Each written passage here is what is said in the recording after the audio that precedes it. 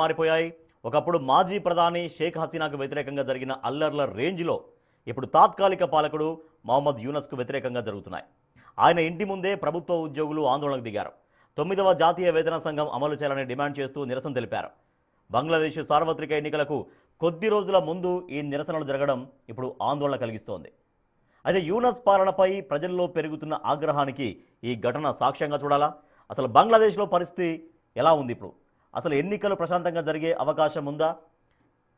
Right, professor గారు, బంగ్లాదేశ్లో ఫిబ్రవరి 12న సార్వత్రిక ఎన్నికలు జరగబోతున్నాయి. సో ఎన్నికల తేదీ దగ్గర పడుతున్న కొద్దీ ఇప్పుడు మరింతగా అల్లర్లు పెరుగుతున్నటువంటి పరిస్థితి ఏం చెబుతోంది?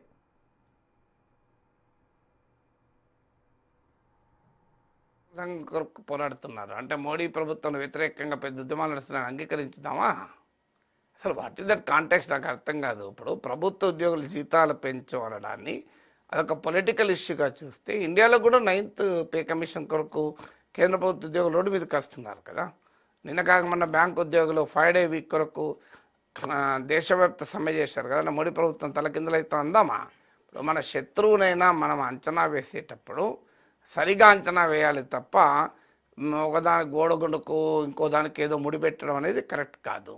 సో 9th పే కమిషన్ కొరకు బంగ్లాదేశ్లో యూనస్ ప్రభుత్వం ఇంటి ముందే కాదు, మోడీ ఇంటి ముందు కూడా ధర్నాలు జరుగుతాయి.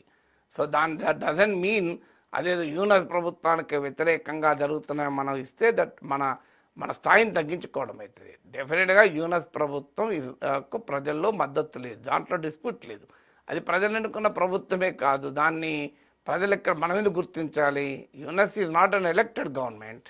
సో ఎలక్టెడ్ ఒక ప్రజా సపోర్ట్ లేకుండా, ప్రజా పాపులారిటీ లేకుండా ఆ ప్రభుత్వం ఏర్పడింది కనుక యూనస్ ప్రభుత్వాన్ని మేము గుర్తించము అని చెప్పాలి మనం. అది వదిలేసి ఉద్యోగులు నిరసన చెప్తాను కనుక యూనస్ పని అయిపోయింది అని చెప్తే మన విలువ దొక్కుతుంది. అది చెప్పే కారణం కూడా కరెక్ట్గా చెప్పాలి. ఖచ్చితంగా Yunus has no credibility, Yunus has no legitimacy, Yunus has no popular support, is an illegitimate ruler. ఆయన ఏమి పాపులర్ మ్యాండేట్తో గెలిచిన వాడు కాదు. ఎన్నికల్ని వాయిదా వేయడానికి సర్వ ప్రయత్నాలు చేస్తున్నాడు. తర్వాత యూనస్ ఏం బంగ్లాదేశ్ను ఉద్ధరించలేదు. యూనస్ బంగ్లాదేశ్ను ఒక క్రైసిస్ టైంలో నాయకత్వం తీసుకొని బంగ్లాదేశ్ని ఏమైనా క్రైసిస్ దాటవేస్తారంటే అది చేయలేదు, ఇంకా క్రైసిస్ను పెంచాడు. ఆడ హిందువులపైన మైనార్టీలపైన దాడులు జరుగుతున్నాయి. సో మీకు పెద్ద ఎత్తున బంగ్లాదేశ్లో అంతర్యుద్ధంలాగా జరుగుతోంది. పోనీ మైనార్టీలపైన ఎక్క దాడులు, స్టూడెంట్ లీడర్ను కూడా ఆ మధ్య చంపేశారు. సో ఆడ జమాతీ ఇస్లామీ బంగ్లాదేశ్ లాంటి మత ఉన్మాద శక్తులు బలపడుతున్నాయి. సో బంగ్లాదేశ్ ఇది ఒక ఫెయిల్డ్, పాకిస్తాన్ లాగా అదొక ఫెయిల్డ్ స్టేట్గా విఫల రాజ్యంగా మారిపోతుంది. సో అందువల్ల విఫల రాజ్యానికి నాయకత్వం వహించే యూనస్ మనం ఎందుకు సీరియస్గా తీసుకోవాలి? సో ఆయన బంగ్లాదేశ్లో పరిణామాల్ని చక్కబెట్టకుండా అమెరికా చుట్టూ, చైనా చుట్టూ, ఇతర తుర్కీ చుట్టూ తిరుగుతూ ఆ సపోర్ట్ తీసుకోవడానికి చేస్తున్నాడు. అందువల్ల తన వైఫల్యాల్ని కప్పిపుచ్చుకోవడానికి భారత్కు వ్యతిరేకంగా మాట్లాడుతుంటాడు. క్రికెట్ టీం రాదు ఇండియాకు, మా వాళ్ళు సేఫ్గా లేరు, ఇలా కహానీలు చెప్తూ ఉంటాడు. అందువల్ల మనం let us not take Yunus seriously. Who is Yunus? ఆయనే బంగ్లాదేశ్ ప్రజలు ఎన్నుకున్నారా? బంగ్లాదేశ్ ప్రజల మద్దతుతో అధికారం చేపట్టాడా? సో అందువల్ల అలాంటి వ్యక్తికి మనం ప్రాధాన్యత ఇవ్వకూడదు. Will should ignore. అందుకే ఇటీవల మన ఫారిన్ మినిస్టర్ జయశంకర్ కాళిదాస్జీ అంత్యక్రియకి వెళ్తే యూనస్ను కేర్ కూడా చేయలే. మనవాడు అందరూ వెళ్ళి కలిసి వచ్చారు యూనస్ను.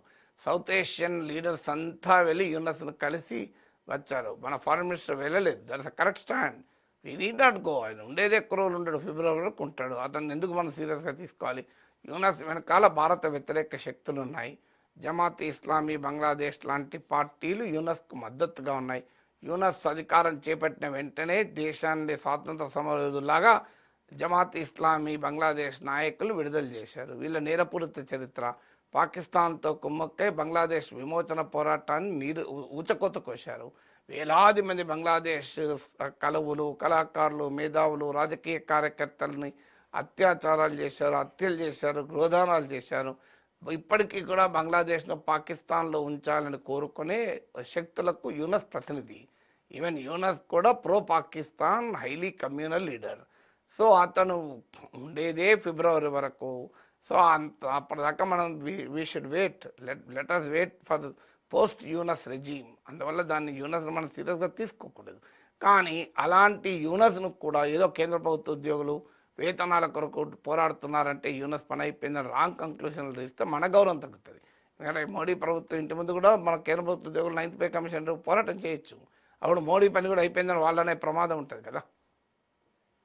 బట్ ప్రొఫెసర్ గారు, ఇదే చివరి టాపిక్లో ఇంకొక క్వశ్చన్ అండి. ఇప్పుడు హిందువుల పైన అక్కడ దాడులు చాలా దారుణంగా జరగడం చూస్తున్నాం. సో ఈ దాడులు మరింతగా పెరుగుతాయన్నటువంటి ఒక ఆందోళన సర్వత్రా కనిపిస్తోంది. ఆ పరిస్థితి ఎందుకు వచ్చిందండి?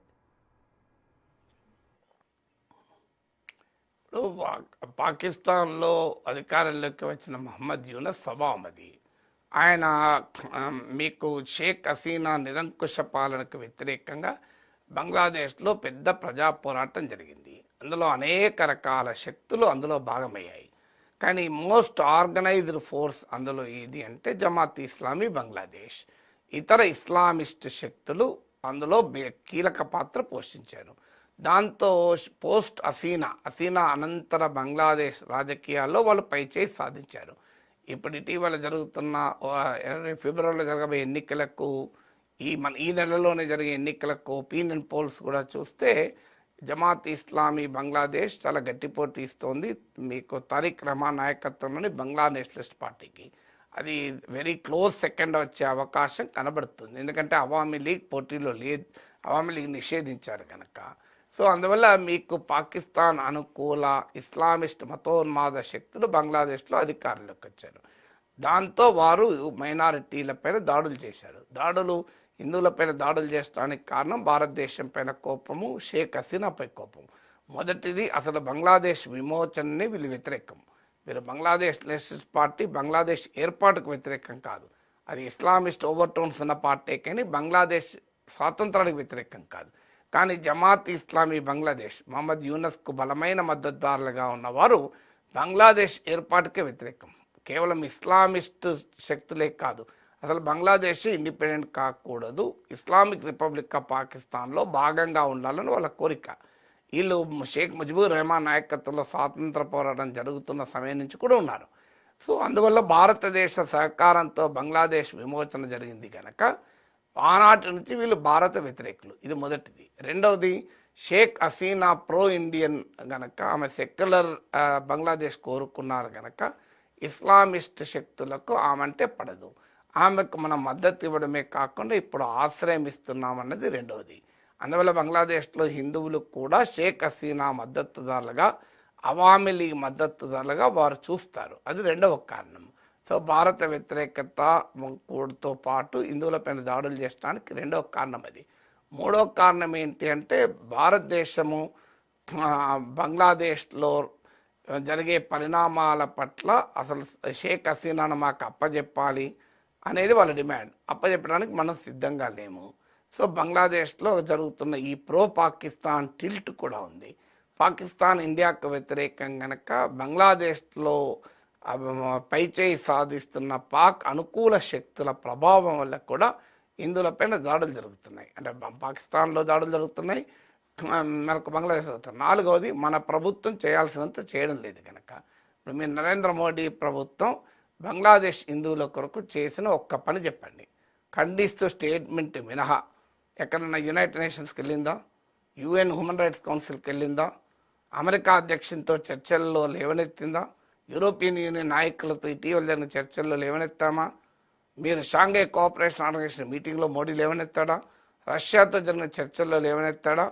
మీరు ఎక్కడన్నా ఇంతవరకు బంగ్లాదేశ్ హిందువులపై జరుగుతున్న దాడుల్ని మన ప్రధానమంత్రి అంతర్జాతీయంగా రైజ్ చేశాడు. మీరు చూడండి, ఎక్కడన్నా ఏడా రైజ్ చేస్తాడు? బ్రిక్స్ మీటింగ్లో రైజ్ చేశాడా? G20లో రైజ్ చేస్తాడా? నథింగ్. ఆఖరికి పశ్చిమాసియాలో అనేక ఇస్లామిక్ దేశాలతో ప్రధానమంత్రి మోడీకి సన్నిహిత సంబంధాలు కూడా ఉన్నాయి. Saudi Arabia కింగ్తో, UAE కింగ్తో, Jordan, బెహ్రాన్ రాజులతో, వాళ్ళతోనైనా Qatar రాజుతో ఇది అన్యాయం అయ్యా, బంగ్లాదేశ్లో హిందువులపైన దాడులు జరుగుతుందని చెప్పాడా మోడీ? ఇంతవరకు అసలు ఇంతవరకు ఎక్కడా ఇంటర్నేషనల్ ఫోరంలో లేవనెత్తారు. మరి ఇక వాళ్ళు చెలరైపోతారా? సో అందువల్ల ఇవన్నీ మనకు ఇక్కడ బంగ్లాదేశ్లో ఓట్లు, పశ్చిమ బెంగాల్లో ఓట్ల కొరకు వాడుకోవడము, దేశంలో మతపరమైన సెంటిమెంట్ రౌజ్ చేస్తానికి వాడుకోవడం తప్ప సిగ్నిఫికెంట్గా నరేంద్ర మోడీ ప్రభుత్వం బంగ్లాదేశ్ హిందువులను కాపాడటానికి తీసుకున్న ఒక్క ఒక్క చర్య చెప్పండి మీరు. కావాలంటే చాట్ జీపీని అడగండి, ఎవరిని అడగండి, ఏమైనా చెప్తుందో చూద్దాం. So that is how the world. ఈ కారణాల రీత్యా బంగ్లాదేశ్ హిందువుల పైన ఈ దాడులు ఉచ్చకొద్దు జరుగుతుంది. ఖచ్చితంగా భారతీయులంతా దీన్ని ముక్త కంఠంతో ఖండించాలి. రైట్, థ్యాంక్ యూ అండి.